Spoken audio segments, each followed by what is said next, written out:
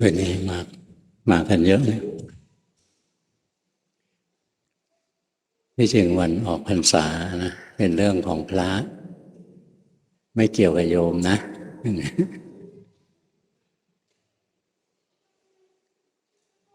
พระถึงปีหนึ่งถึงฤดูฝนก็จะเข้าพรรษาอยู่ประจำที่ไม่ร่อนเร่ไปไหนมาไหนยกเว้นแต่มีธุระจริงๆก็ขอเบรกได้ครั้งละ7 วันไม่เกิน7 วันเรียกว่าสัตตาหะ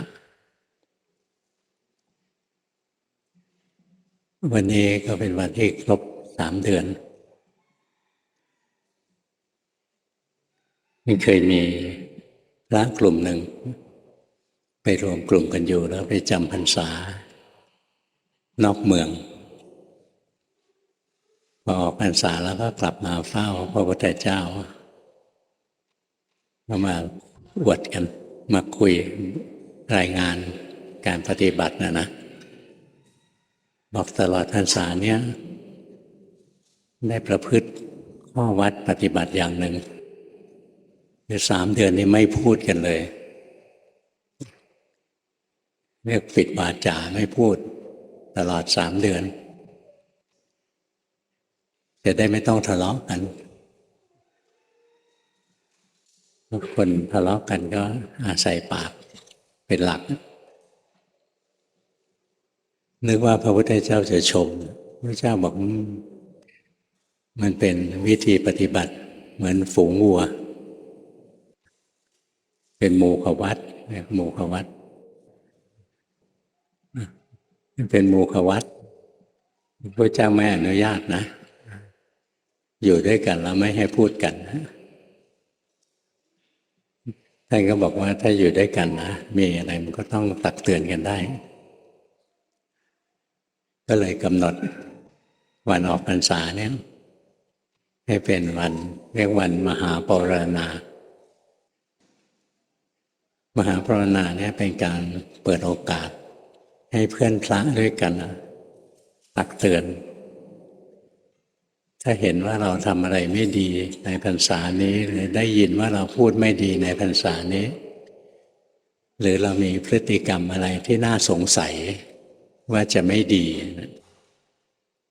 ขอให้ช่วยตักเตือนด้วยระบบนี้ก็คล้ายๆระบบวิพากษ์นะของพรรคคอมมิวนิสต์รุ่นแรกๆเดี๋ยวนี้ไม่รู้มีไหมที่แท้เอาไปจากเอาแบบอย่างเนี้ยพระพุทธเจ้าทำมาก่อนงั้นวันนี้เป็นวันที่เดี๋ยวพวกเรากลับไปแล้วพระฉันข้าวแล้วเนี่ย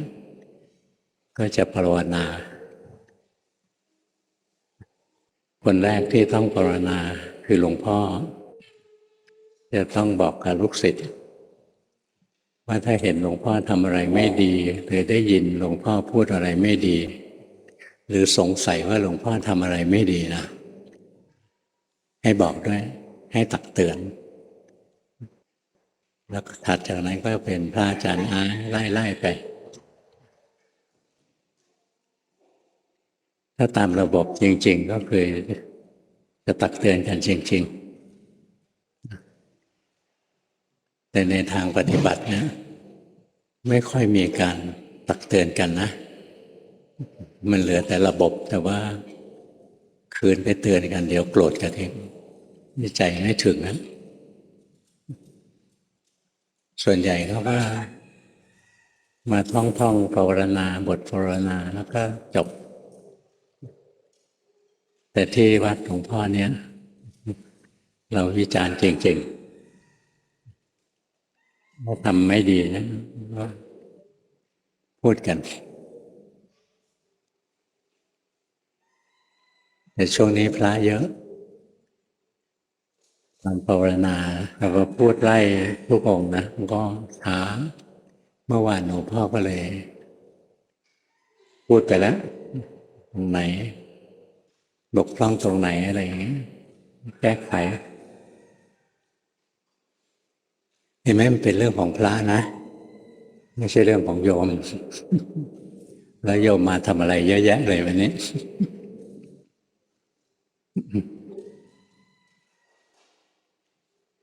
ของโยมที่สำคัญนะคือศีลห้าข้อไว้ศีลห้าถ้าถือยังไม่ได้โอกาสจะพัฒนาจิตให้เกิดสมาธิให้เกิดปัญญาเป็นไปไม่ได้หลวงพ่อเคยเห็นนะคนบางคนนะมันพูดโกหกอ่ะพูดโกหกจนกระทั่งตัวเองเคยชินคำพูดทุกคำเนี่ยไม่มีอะไรเชื่อได้เลยแล้วเวลาปฏิบัติเนี่ยชอบไปทำนั่งสมาธิให้คนดูอะไรอย่างนี้ไม่มีทางเกิดสมาธิจริงงั้นพวกเราจะภาวนานะเราต้องรักษาศีลให้ได้ถ้าไม่มีศีลสมาธิจะไม่เกิดหรือเราเคยมีศีลเราทำสมาธิได้แล้วศีลเราเสียสมาธิเราจะเสื่อมคนทำผิดศีลนะจิตใจมันไม่ร่มเย็นเป็นสุขงั้นทำสมาธิไม่ได้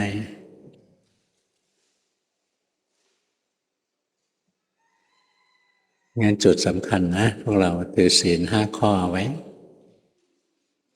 ไม่เบียดเบียนคนอื่นไม่เบียดเบียนตัวเองด้วยทางร่างกายอย่าไปผูกคอตายอันนี้เบียดเบียนตัวเองนะ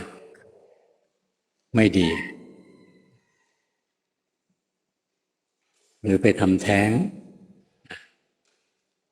หลายคนเคยทำแท้งในเมืองจีนเมื่อก่อนกำหนดนะมีลูกเยอะไม่ได้ไปทำแท้งกันทำแท้งก็คือการทำลายชีวิตก็บาปเหมือนกันแต่พวกเราไม่ต้องกังวลมากเราทำไปแล้วนะเราตั้งใจใหม่ว่าเราจะสำรวมระวังไม่ทำอีกไอ้ที่แล้วก็แล้วกันไปแต่เราจะไม่ทำซ้ำอีกตั้งใจรักษาศีลเอาไว้ก่อนหน้านั้นศีลเราเสียไปก็ตั้งใจใหม่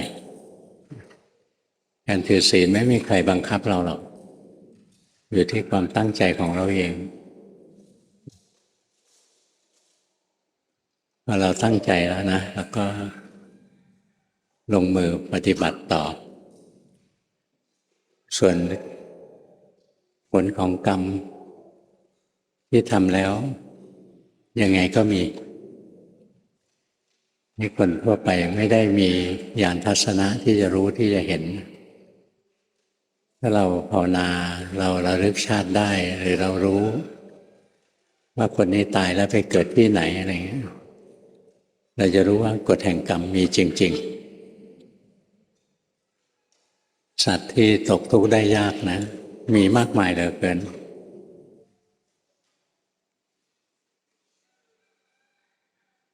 พอเราตั้งใจรักษาศีลห้านะเราไม่เบียดเบียนชีวิตร่างกาย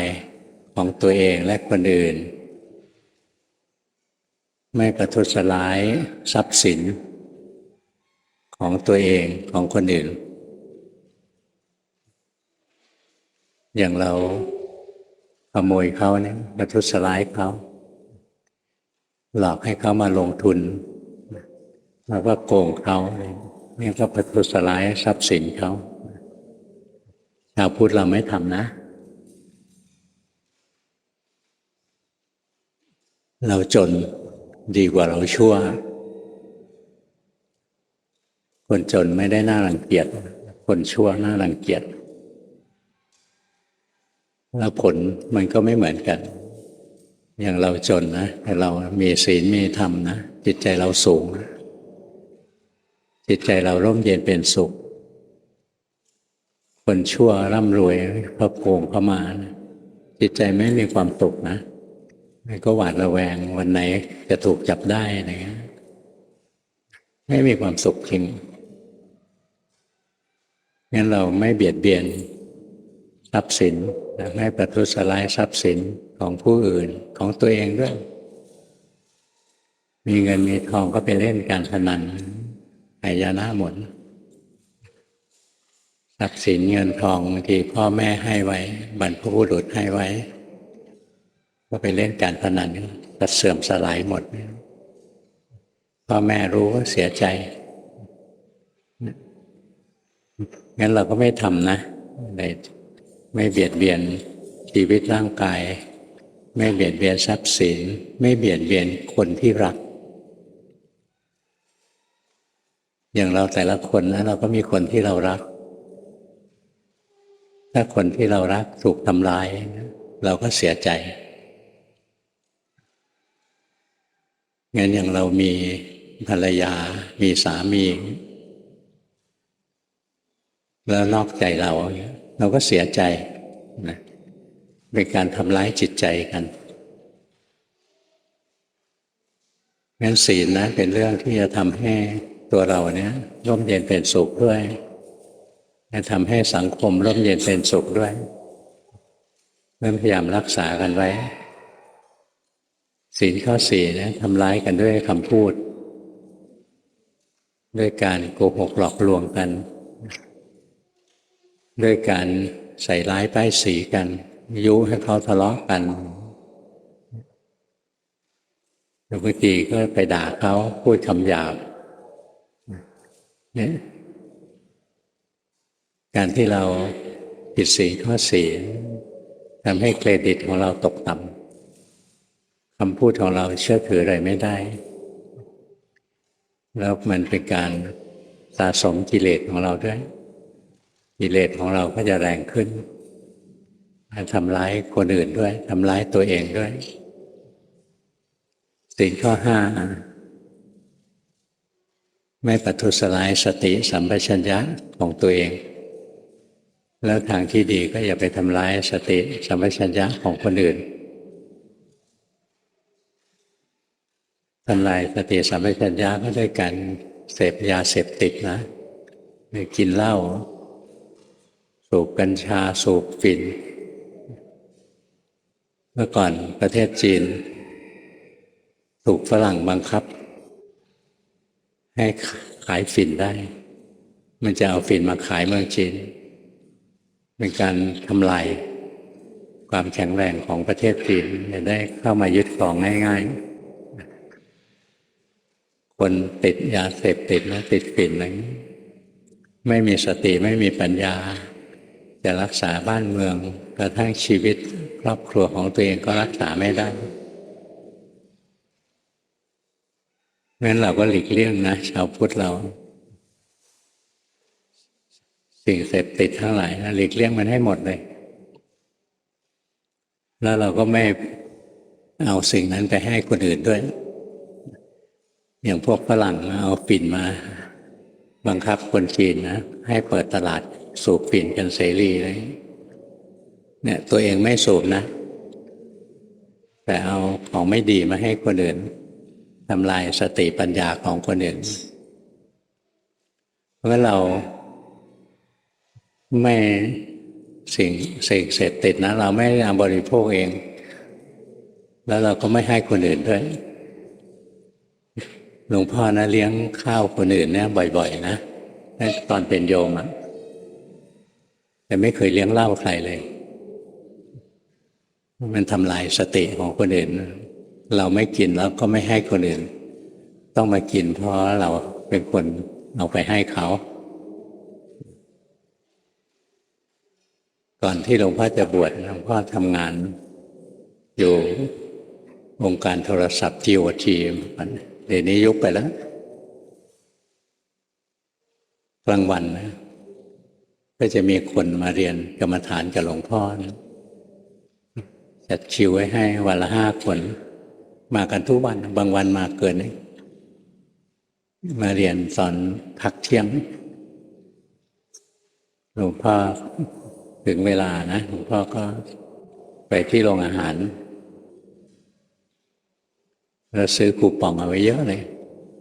ใครไปเรียนนะหลวงพ่อเลี้ยงข้าวด้วยนะเรา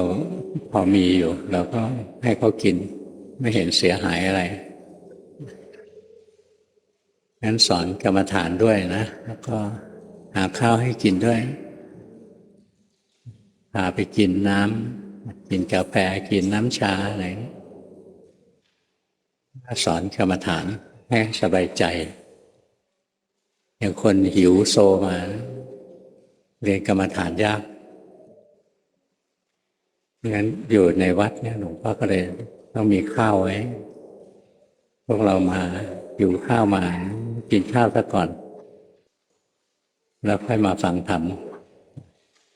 หิวอดโซมาเหนื่อยมาฟังธรรมไม่รู้เรื่องนะเนี่ยอาหารของกินของอะไรเงี้ยหลวงพ่อให้แต่ยาเสพติดนี่ไม่เคยให้นะเหล้านี่ไม่เคยเลี้ยงเลยมีคนมาขอให้เลี้ยงก็ไม่เลี้ยงเพราะเราตั้งใจถือศีล5 ข้อไว้ให้ดีนะถ้าเราถือศีล5แล้วถือได้ช่วงหนึ่งยาวๆหน่อยทุกคราวที่เรานึกถึงว่าเราได้ถือศีลอย่างดีนะสมาธิมันจะเกิดอัตโนมัติเพราะสมาธิมันเกิดจากความสุขที่เราได้ทำความดีและความสุขเป็นเหตุใกล้ให้เกิดสมาธิแค่เราตั้งใจถือศีล5สมมติในพรรษาเนี่ยเราไม่กินเหล้า3 เดือนเวลาเรานึกถึงว่าเราได้สร้างความดีมาจิตใจจะมีความสุขสมาธิจะเกิดง่ายพวกเราหลายคนทำสมาธิจิตไม่สงบเลยเพราะจิตใจไม่มีความสุขบุญนะบุญเป็นชื่อของความสุขนะการที่เราทำบุญทำความดีอะไรพวกนี้เราจะได้ผลตอบแทนคือความสุขอย่างเราถือศีลเราทำทานเรารักษาศีลอะไรอย่างนี้เรามีความสุขใจเรามีความสุขนะเวลาเราทำสมาธินะเรานึกถึงความสุขเนี้ยนึกถึงบุญอันเนี้ยสมาธิจะเกิดรวดเร็วบางคนทำบาปอย่างเดียวโกหกหลอกลวงคนอื่นตลอดเวลาเอาทรัพย์สินของเขาอะไรเงี้ยพวกนี้ให้นั่งสมาธิให้ตายมันก็ไม่สงบมีแต่ทำท่าดูเหมือนสงบนั่งเท่ๆจริงๆใจไม่สงบหรอกบุญนะพอเราทำแล้วจิตใจเราจะอิ่มเอิบมีเรี่ยวมีแรงสดชื่นถ้าจะเปรียบเทียบนะปัจจัยสี่เราเคยเรียนเรื่องปัจจัยสี่ไหมของที่จำเป็นสำหรับร่างกายเรามีอาหารมีเครื่องนุ่งห่มมีที่อยู่อาศัยมียารักษาโรคอะไรจิตใจเราก็มีปัจจัยสี่นะอาหารของจิตใจเราก็คือบุญถ้าเราทำบุญทำความดีงามไว้จิตใจเราจะมีความสุขแข็งแรงสดชื่นงั้นบุญนะเป็นอาหารของจิตศีลคนเราถ้ามีศีลนะจิตใจองอาจกล้าหาญไม่อายแก่ใจตัวเองเวลาเจอครูบาอาจารย์หรือเจอเพื่อนนักปฏิบัตินะก็ไม่ละอายใจเรามีศีลศีลเหมือนเสื้อผ้านะของจิตถ้าคนไม่มีศีลนะเหมือนคนแก้ผ้าร่อนจ้อนหน้าอับอายถ้ามีศีลนะเหมือนคนมีเสื้อผ้าใส่ไม่อับอายใครร่างกายเราต้องการที่อยู่อาศัยที่อยู่อาศัยของจิตคือสมาธิงั้นถ้าเรามีสมาธินะจิตเรามีที่อยู่อาศัยเราอยู่กับพุทโธอยู่กับลมหายใจอะไรอย่างเงี้ยเราไม่ใช่คนไร้บ้านร่อนเร่จรจัดไปจิตถ้าไม่มีที่อยู่อาศัยก็เหมือนคนจรจัดนะวันนี้ไปตรงนี้วันนี้ไปนอนที่โน่นอะไรเนี้ยร่อนเร่ไปเรื่อยๆไม่มีความสุขเรามีสมาธินะจิตเราก็ไม่ร่อนเร่ไปมันเป็นที่อยู่อาศัยของจิต ทางร่างกายเราก็ต้องการยารักษาโรคเวลาเราเจ็บป่วยสิ่งที่เป็นยารักษาโรคของจิตคือปัญญาปัญญาเนี่ยเป็นเครื่องมือฆ่ากิเลสกิเลสนั่นคือเชื้อโรคในใจเราเพราะฉะนั้นถ้าเราภาวนานะแล้วเราเจริญมีศีลมีสมาธิมีปัญญาเราทำความดีทำบุญก็มีศีลมีสมาธิมีปัญญาจิตใจเราจะแข็งแกร่งพัฒนารวดเร็วใช้จิตใจมันมีปัจจัยสี่เหมือนร่างกายมีปัจจัยสี่มีอาหารนะมีเครื่องนุ่งห่มมีที่อยู่อาศัยมียารักษาโรคในทางจิตใจคือเรามีบุญเรามีศีลเรามีสมาธิมีปัญญาปัญญาเป็นยารักษาโรคกิเลสให้กิเลสเกิดขึ้นเรามีปัญญานะกิเลสถูกฆ่าตายจิตใจเราก็จะงอกงามนะพัฒนาไปเรื่อยๆเข้าถึงฝั่งใกล้ฝั่งไปเรื่อยๆฝั่งก็คือพระนิพพานนิพพานคือสภาวะที่สิ้นความทุกข์สิ้นความดิ้นรนปรุงแต่งสิ้นความอยากนั่นคือสภาวะของนิพพานนิพพานไม่ใช่โลกหนึ่งอย่างที่วาดภาพกันไว้นะวาดภาพว่านิพพานเหมือนเมืองหนึ่งเหมือนสวรรค์อะไรเงี้ยอันนั้นเขาไว้หลอกเด็กคนที่อินทรีย์ยังอ่อนเขาก็หลอกไปก่อนพอทำความดีไปเรื่อยๆพัฒนาศีลสมาธิปัญญาไปเรื่อยวันหนึ่งก็เข้าใจนิพพานตัวจริงถ้านิพพานยังเป็นโลกหนึ่งนะนิพพานก็ยังมีความทุกข์ได้อีกเคยได้ยินไหมเทวดายังมีความทุกข์เทวดาก็มีความทุกข์นะในนิยายของจีนนะเทวดายังทำสงครามทำอะไรอยู่เรื่อยๆมีเฮ่งเจียไปอาละวาดบนสวรรค์วุ่นวายเซียนใช่ไหมโป้ยเซียนยังต้องมาสู้กับปีศาจอยู่เรื่อยเลยไม่มีความสุขไม่มีความสงบจริงหรอกงั้นสวรรค์ไม่ตอบโจทย์นะนิพพานถึงจะตอบโจทย์เราได้นิพพานเป็นสภาวะที่เราสิ้นความอยากถ้าใจเราไม่อยากใจเราก็ไม่ดิ้นใจเราไม่ดิ้นใจเราก็ไม่ทุกข์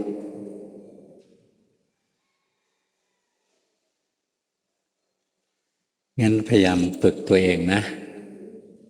มีโอกาสทำความดีอะไรก็ทำเสียความชั่วเท่าไหร่งดเสียความชั่วทำผิดศีลอะไรอย่างนี้ความดีมีโอกาสทำก็ทำไป